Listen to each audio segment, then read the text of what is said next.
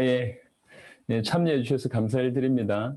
우선 오늘도 저희가 이제 시작할 때마다 이렇게 짧은 영상을 좀 보여드릴 건데요. 지금 영상은 저희가 이제 팬데믹이 이제 터졌습니다.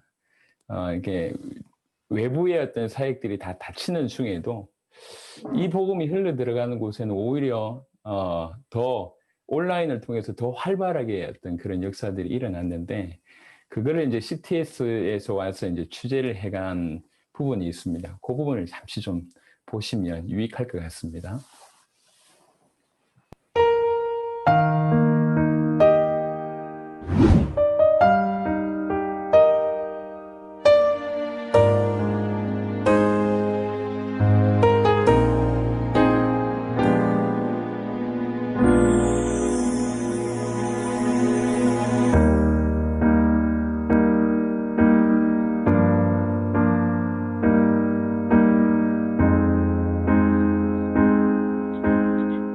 코로나19 사태가 장기화하면서 해외 선교가 더욱 위축되고 있습니다. 이런 가운데 세계 복음화를 위한 해외 선교 사역에 주력하던 한 교회가 온라인 사역으로 전환해 복음을 전하고 있다고 하는데요. 지난 3월부터 시작한 온라인 화상 모임이 폭발적으로 늘어나서 현재는 약 100개국에서 수많은 제자들과 모임을 이어가고 있습니다.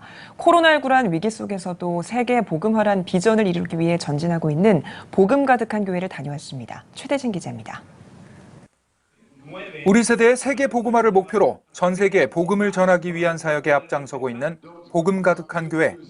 2005년 조성욱 목사는 5명의 교인과 교회를 개척한 후 세계 복음화를 위해 세계 각국의 현지 목회자들을 제자로 세워왔습니다. 해마다 6개월 이상 세계 각국을 찾아 복음을 전했던 조 목사와 동역자들은 올해 초 발생한 코로나19로 해외 선교가 중단될 위기에 놓였습니다. 코로나가 터지고 나서 어떻게 보면 나갈 수 있는 사역, 대면의 사역은 이제 이렇게 스탑을 하게 되었고 이게 또 언제 어떻게 될지 모르는 상황이기 때문에 사실 사역적으로는 굉장히 수축됐던 부분이 사실이었습니다. 말씀 목사님 이런 분들이 헌신으로 아주 자연스럽게 화상으로 하는 모임들이 일어나기 시작했는데 이게 사실은 굉장히 폭발적으로 좀 나타났습니다. 3월부터 본격적으로 시작한 온라인 화상 모임이 각 국가별로 시작해 대륙별 모임에 이어 영어, 스페인어, 불어 등 언어권별로 크게 확산하고 있습니다. 현재 매주 월요일부터 주일까지 매일 온라인 화상 모임이 진행됩니다. 모임에서는 설교를 나누는 것은 물론 사역 보고와 함께 말씀을 묵상하며 기도 제목도 나눕니다. And we have planned that even after COVID-19 to do follow-up on these meetings. So I see these online meetings as the channel in which God is communicating the message of the Bible to all nations, even to the church. Even though the church cannot gather, but the church is not locked down. 스페인어권 사람들을 통해 이 나라들에게 복음이 전달되고 있다는 것을 또 한번 확인하게 되었습니다. 전체적으로는 이 온라인 모임이 이렇게 또 하나의 어떤 이 상황에 대처하는 그런 방법이 아니라 하나님께서 전 세계 복음화를 빨리 끝내시기를 원한다는 것을 우리에게 신호가 되었고요. 또 이런 부분들이 계속 활성화되면서 세계 복음화가 아주 이렇게 크게 발전이 될 거라고 생각을 합니다. 조성욱 목사는 대면 사역은 멈췄지만 나라와 대륙 그리고 언어권별 비대면 온라인 모임 사역이 점점 확산하고 더 활발해지고 있다며 하나님께서 예비해 주신 동역자들과 함께 당대 세계 복음화를 이뤄가기 위해 최선을 다하겠다고 강조했습니다. 코로나 때문에 대면으로는 굉장히 어렵지만 사실 비대면으로도 틀림없이 하나님께서 세계 복음화 하고 계시는구나 이런 것들을 저희들이 느끼고 있어서 다 담아낼 수 없을 정도로 좀 커지고 있습니다. 그래서 너무 감사하고 하나님께서 마지막 때에 할 수 있는 세계 복음화의 중요한 방법 중에 하나가 아닌가 이렇게 저희가 경험하고 있습니다. 코로나19 사태로 대면 사역은 멈춰졌지만 복음 가득한 교회는 새로운 대안을 모색하며 세계 복음화를 위해 앞장서고 있습니다. CTS 뉴스 최대진입니다.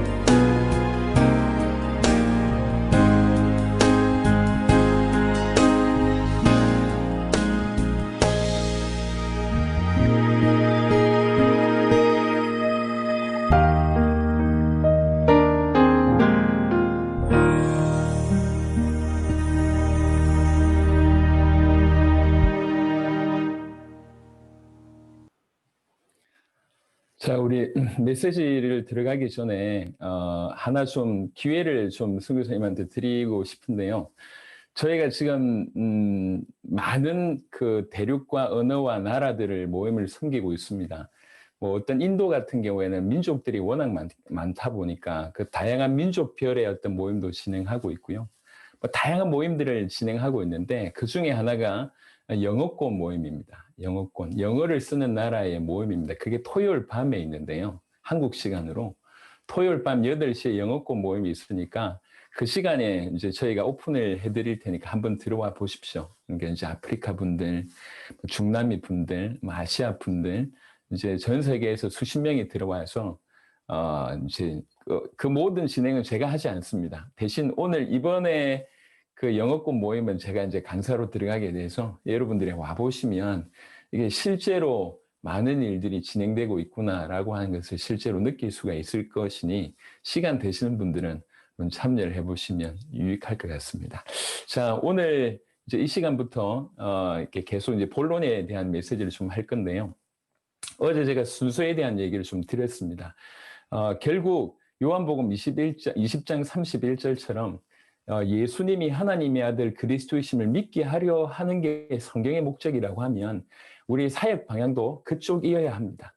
그러니까 이제 우리 선교사님들, 우리 메신저들은 항상 고민이 뭘 전해야 하는가, 내 평생에 뭘 전해야 되는가, 이게 가장 중요한 어떤 부분인 것 같고요. 또 중요한 거는 우리가 열심히 전하는 것보다 우리의 메시지를 받는 분들이 어떤 믿음 가운데 올라서게 해야 되느냐, 그게 지금 중요한 거지 않습니까? 우리는 열심히 전하는데 받는 사람들이 전혀 뭐 이렇게 반응하지 않거나 아니면 우리가 기도하면서 의도한 대로 돕는 어떤 그런 목표치에 올라오지 않는다면 우리 사역이 그닥 성공한 것 같지는 않습니다. 그래서 우리는 항상 우리가 뭘 전해야 하며 우리 이 메시지를 받는 모든 성도들로 하여금 어떤 믿음에 이르게 해야 하는가, 이거는 우리 항상 가지고 있어야 될 중요한 어떤 중심인 것 같습니다. 그래서 우리가 전해야 될 것은 복음이고 우리 이 메시지를 받는 모든 사람들은 결국 성경의 기록의 목적대로 하나님께서 허락하신 예수님이 하나님의 아들 그리스도라고 하는 이 믿음을 갖게 하는 것이 올바르다는 거죠.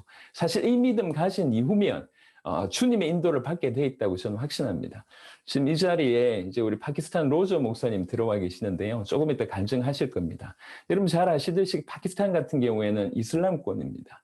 지금도 굉장히 많이 핍박을 받고 있습니다. 저도 파키스탄을 몇 번 다녀왔고요. 저희가 집회하는 한 2km 밖에서 폭탄 터지는 일도 벌어졌습니다. 교회를 들어가기 전에는 교회 입구에 큰 총을 들고 있는 분들이 서 있고 그 안에서 이제 집회를 하고 이런 형태로 사역을 했었습니다. 그 어려운 파키스탄 나라에 저희가 들어갔다 나온 이후에 이 복음을 받은 파키스탄 제자들이 파키스탄 전역에 들어가서 이 복음을 전하고 파키스탄의 기독교 단체에서 조사를 했는데 가장 열심히 복음을 전하고 있는 곳이 예수님을 그리스도라고 전하는 저분들이다. 이래가지고 이제 파키스탄 안에서 그런 일이 있었다고 합니다. 제가 파키스탄 들어간 게 한 3번 정도밖에 없던 걸로 제가 기억이 합니다. 한 3번 들어간 것 같아요. 총 합쳐도 한 달이 아닙니다. 짧은 시간에 들어가서 올바른 복음을 전하고 이 복음을 받을 대상, 올바른 이 복음으로 생명걸 제자를 저희가 찾고 그 제자에게 이 복음을 선명하게 전달하고 이 제자에게 올바른 방향만 전달하니 이 제자들이 그 나라들을 살리는 일들입니다. 그러니까 그 제자들도 마찬가지고 우리도 마찬가지고 결국 해야 될 일은 뭐냐면 뭘 전해야 되냐는 것이죠. 그리고 우리 성도들로 하여금 어떤 믿음 가운데 이르러야 한다는 거죠. 그래서 이제 저희가 이제 여러분한테 프린트물을 나눠드렸는데요. 이 프린트물은 지금 약 100개국에서 지금 현재 사용을 하고 있습니다. 물론 이제 부족한 게 많고 뭐 채워내야 될 부분들이 많지만 이게 신학책이 아니다 보니까 이 복음을 전달하는 데는 그래도 좀 유익하다고 이제 판단이 되셨는지 지금 전 세계 100개국 이상에서 아주 잘 활용이 되고 있습니다. 지금 그걸 그대로 여러분한테 전달을 해드리는 겁니다. 자, 본론으로 들어가서 오늘은 3강부터 6강까지 총 4강을 할 건데요. 아시겠지만, 흐름을 아시겠지만 여러분 뒤로 갈수록 내용이 더 이제 좀 이렇게 더 깊어집니다. 그러다 보니까 좀 앞쪽에는 조금 이렇게 템포를 좀 빨리 해서 진행하는 것이 유익하다고 생각해서 오늘은 3강부터 6강을 할 건데요. 첫 시간을 3강하고 4강을 좀 하려고 합니다. 원래 계획한 것보다는 뒤에 부분을 조금 더 전달해야 되겠다 싶어서 이렇게 지금 생각을 하고 있습니다. 예수님이 그리스도다라고 하는 요걸 먼저 설명을 해야 되는데 이걸 설명하기 위해서는 먼저 그리스도의 의미를 설명을 해야 됩니다. 그리스도의 의미를 설명하기 위해서는 새 직분을 설명해야 되고 왜 새 직분을 맡게 됐는지 인간의 근원적인 문제를 설명을 해야 됩니다. 인간의 근원적인 문제를 설명하려면 원래 어떤 상태였는지부터 출발을 해야 됩니다. 그러니까 여기서부터 시작해서 원래 어떤 인간이 가지고 있던 그 축복이 뭐며 어떤 문제가 있었고 왜 메시아가 필요하며 왜 그리스도를 예수님을 그리스도라고 하는지가 이제 3강부터 시작해서 18강 전체의 플로우입니다. 이렇게 이제 흘러갈 겁니다. 어제 못 들으신 분들을 위해서 좀 말씀을 드리면 이 27강의 교재는 원래는 이제 평신도들한테 성도들한테 이렇게 한 번씩 만나서 성경 공부 교재로 이제 제가 정리를 한 겁니다. 성경 공부 교재로 정리하다 보니까 이제 성경 공부 모임 중에 새로운 사람들이 틀림없이 올 거라고 생각해서 이 위에는 플로우가 이제 흐름이 있지만 밑에는 이제 새로운 사람들을 위해서 매 시간 그리스도를 설명하는 쪽으로 이렇게 설명이 되어 있습니다. 그래서 사실은 흐름으로 얘기하자면 밑에 걸 안 다루는 것이 더 유익합니다. 왜 그러냐면 결국 끝에 가서 그 얘기를 할 거기 때문에. 하지만 이제 늘 새로 오신 분들이 있기 때문에 그런 마음으로 이제 같이 이렇게 하는 거니까요. 여러분들은 지금 우리 선교사님들이기 때문에 그냥 제가 책을 드렸을 때 읽어보시면 어떤 내용인지 다 아실 거라고 생각합니다. 하지만 중요한 거는 이걸 어떻게 전달할 거냐라고 하는 부분에 지금 이 시간이 좀 도움이 되지 않을까 싶습니다. 자, 먼저는 하나님의 형상대로 지음받은 인간이라고 하는 3강을 좀 얘기를 좀 하겠습니다. 먼저 말씀드리고 싶은 거는 하나님의 형상이라고 하는 포인트가 아니라 하나님의 형상대로 지음받았다라고 하는 포인트로 말씀을 드릴 겁니다. 무슨 말이냐면 이 하나님의 형상이 뭐냐라고 하는 것은 지난 이 2000년 이상, 수천 년 이상의 신학자들의 중요한 화두였습니다. 왜 그러냐? 성경이 선명하게 얘기하지 않기 때문에 그렇습니다. 의와 진리와 거룩함이다라고 하는 표현도 있고, 어떤 피조 세계에 대한 어떤 그 지배권이다. 아니면 도덕적인 어떤 성품이다. 아니면 이성적이며 자의식적인 어떤 그런 부분이다. 아니면 하나님과 교제할 수 있는 부분이다. 이런 수많은 하나님의 형상이 뭔지에 대한 얘기들은 너무나 많이 이렇게 되고 있지만 성경에서 명확하게 이건 이거다라고 얘기하지 않기 때문에 너무 많은 얘기들이 있을 것 같습니다. 그래서 저는 그 포인트가 아니라 하나님의 형상을 가졌다. 하나님의 형상대로 지음받았다. 하나님의 형상을 닮았다고 하는 것이 어떤 것이냐. 그거를 좀 설명을 좀 드리는 겁니다. 자, 두 가지의 약간 좀 다름을 이해하시길 바랍니다. 하나님의 형상 자체가 뭐냐? 요거는 신학자들에게 맡기고 우리는 지금 하나님의 형상대로 지음받았다. 아니면 닮았다. 아니면 하나님의 형상을 가졌다고 얘기할 때 요 부분이 어떤 의미가 있는지를 제가 지금 얘기를 드리는 겁니다. 하나님의 형상대로 지음받은 인간, 하나님의 형상대로 지음받았다고 하는 표현은 성경에 한 3구절 정도가 있는데요. 창세기 1장 27절에 하나님이 자기 형상 곧 하나님의 형상대로 사람을 창조하시되 남자와 여자를 창조하시고 창세기 9장 6절에 다른 사람의 피를 흘리면 그 사람의 피도 흘릴 것이니 이는 하나님의 자기 형상대로 사람을 지으셨습니다. 야고보 3장 9절에 이것으로 우리가 주 아버지를 찬송하고 또 이것으로 하나님의 형상대로 지음을 받은 사람을 저주하나니 이렇게 하나님의 형상대로 지음받았다라고 하는 표면이 이렇게 아예 노골적으로 나와 있는 구절이 한 3구절 정도 됩니다. 그러면 그 다음으로 하나님의 형상대로 지음받았다. 이게 도대체 무슨 뜻인가? 많은 의미가 있겠지만 한 4가지 정도로 4가지 각도로 제가 좀 설명을 좀 드려볼까 합니다. 먼저는 하나님 형상대로 지음받았다고 얘기할 때 하나님을 닮았다고 얘기할 때 첫 번째는 요한복음 4장 24절에 하나님은 영이시니 예배하는 자가 영과 진리로 예배할지니라. 하나님의 존재가 하나님은 영이시기 때문에 그 하나님을 닮았다고 얘기할 때 우리도 영적인 존재다라고 볼 수가 있습니다. 참 독특한 게 우리 인간은 육신을 가지고 있습니다. 육신을 가지고 있으면서도 영적인 존재라고 하는 것은 어떻게 보면 굉장히 특별한 은혜인 것 같습니다. 예. 그래서 창세기 2장 7절에 여호와 하나님이 땅의 흙으로 사람을 지으시고 생기를 그 코에 불어넣으시니 사람이 생명이 되니라. 뭐 누구보다도 우리 선교사님들과 목회자분들은 다 아시는 부분입니다. 자, 두 번째 각도는요. 하나님의 형상대로 지음을 받았다고 하는 것은 하나님은 영이실 뿐만 아니라 하나님은 만왕의 왕이십니다.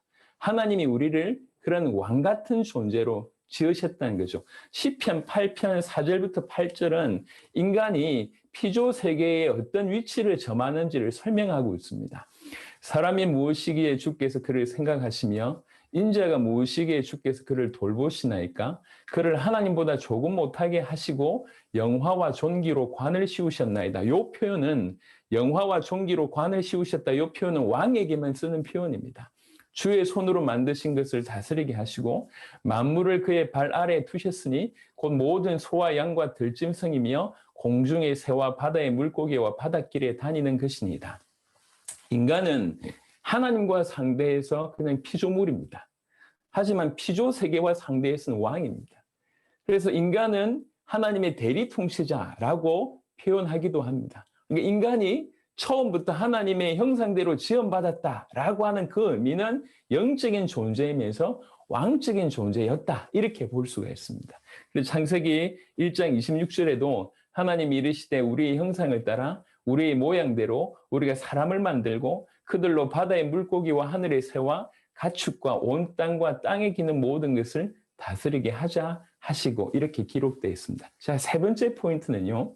창세기 5장 3절입니다. 어떻게 보면 이게 무슨 구절인가 싶은 표현입니다. 창세기 5장 3절에 아담은 130세에 자기의 모양 곧 자기의 형상과 같은 아들을 낳아 이름을 셋이라 하였고 이 구절이 있습니다. 자, 여기에 유독 우리의 시선을 끄는 게 뭐냐면 자기의 모양과 자기의 형상이라고 하는 표현입니다. 자, 아담이요. 셋을 낳는데 그 중간이 뭐냐면 자기의 모양과 자기의 형상대로 셋을 낳습니다.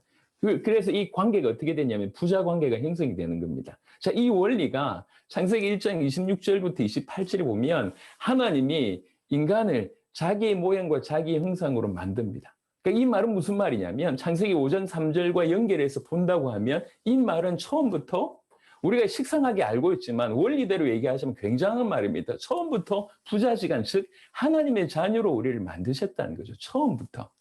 누가복음 3장을 한번 보겠습니다. 이거는 좀 찾아보시면 좋을 것 같습니다.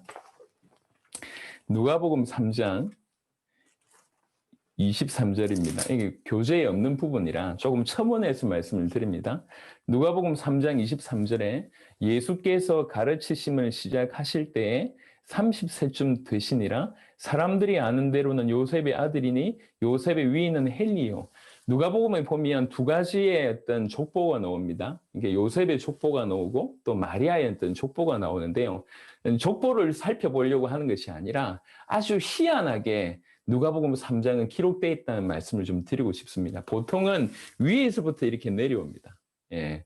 아담이 낳고 이렇게 나오는데 누가복음 3장은 오히려 거슬러 올라갑니다.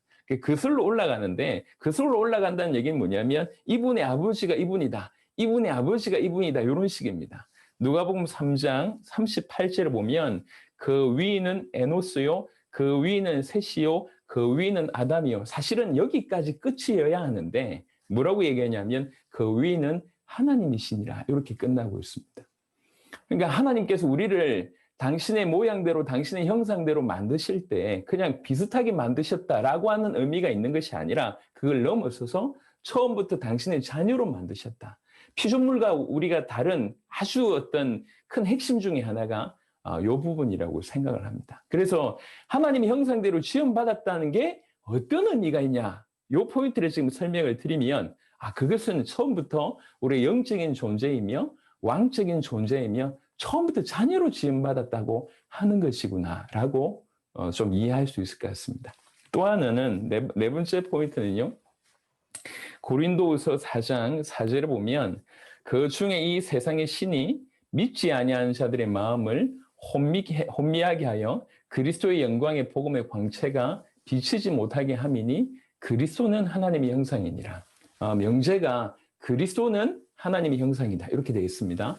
골로새 1장 15절에 그는 보이지 아니하는 하나님의 형상이시요 모든 피조물보다 먼저 나신 이시니 그리스도께서 하나님의 형상이심을 또 언급합니다. 히브리 1장 3절에는 이는 하나님의 영광의 광채시요 그 본체의 형상이시라. 그의 능력의 말씀으로 만물을 붙드시며 죄를 정결하게 하는 일을 하시고 높은 곳에 계신 지극히 크신 이의 우편에 앉으셨느니라. 그는 그 본체의 형상이다 라고 얘기를 합니다. 자, 예수님이 하나님이시기 때문에 하나님의 형상이다. 당연한 표현 아닙니까? 근데 이게 왜 이 부분을 던졌냐면 우리가요 도대체 첫사람 아담이 어느 정도 상태였는지를 알 수가 없습니다. 알 수가 없는데 예수님께서 하나님의 형상이다라고 얘기하면서 첫사람 아담이 우리가 처음 지음받을 때 이렇게 완전히 타락하기 전에 이렇게 무너지기 전에 그 첫사람의 상태를 예수님의 모습을 통해서 조금 볼 수 있다는 거죠. 그러니까 첫사람 아담은 거의 뭐 이런 표현은 굉장히 위험한 표현이지만 이해를 좀 돕기 위해서 좀 설명하자면 거의 흡사하지 않았는가 이렇게 좀 볼 수가 있습니다. 고린도전서 15장 한번 보겠습니다. 이 부분도 성경을 좀 찾으시면 좋을 것 같습니다. 고린도전서 15장 45절부터 47절에는요.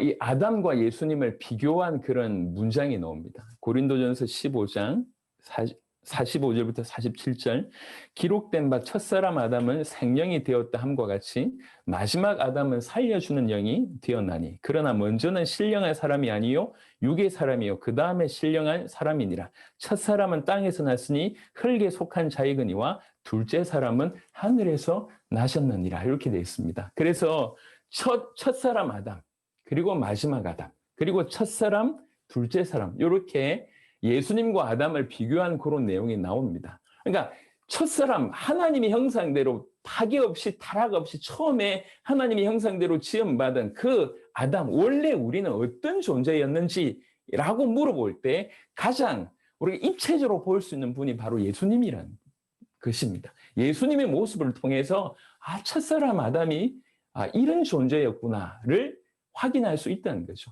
그래서 예수님의 그 모든 삶, 그 모든 존재를 통해서 첫사람 아담, 우리가 지음받았다고 얘기하는 것이 어느 정도 의미가 있는지 그 예수님의 모습을 통해서 알 수 있다. 그 말입니다. 그래서 아까도 말씀드렸지만 우리 지금 제가 신학자가 아니기 때문에요. 하지만 하나님의 형상대로 지음받았다는 것이 얼마나 큰지를 우리 성도들, 우리 대상들에게 알려줘야 될 거 아닙니까? 그냥 지식이 아니라 얼마나 우리가 큰 존재, 얼마나 귀한 존재인지 네 잘 모르지 않냐. 근데 성경은 이렇게 얘기하더라. 우리가 처음부터 영적인 존재이며 왕 같은 자이고 감히 예수님을 닮은 자라고 설명할 수 있고 그리고 처음부터 자녀로 지음받았다. 이런 존재였는데 모든 것을 잃어버렸다. 이렇게 이제 저는 설명을 합니다. 그래서 하나님의 형상을 지음받았다고 하는 것이 어떤 의미가 있는지 물론 이 외에도 많이 있을 것입니다. 얼마든지 많이 있을 것이지만 조금 정리해서 한 4가지 포인트 정도로만 설명을 좀 드려봤습니다. 요걸 좀 기억을 하시면요. 나중에 타락했다, 하나님의 형상을 잃어버렸다라고 하는 부분들이 요것으로 좀 설명이 될 것이기 때문에 이걸 좀 기억하시면 좋겠습니다. 그래서 원래 창세기 1장 26절부터 28절을 보면 원래 하나님의 계획은 이 하나님의 형상을 가진 자로 온 땅에 가득하게 하는 것이 하나님의 계획이었습니다. 지금은 이 부분들이 지금 타락으로 많이 파괴되어 있지만 결국은 하나님이 이 뜻대로 이 정하신 뜻대로 이루실 것이라고 생각하고 확신합니다. 자, 3강 하나님의 형상대로 지음받은 인간은 이렇게 짧게 이제 다루겠고요. 4강까지 하고 잠시 브레이크를 진행하도록 하겠습니다.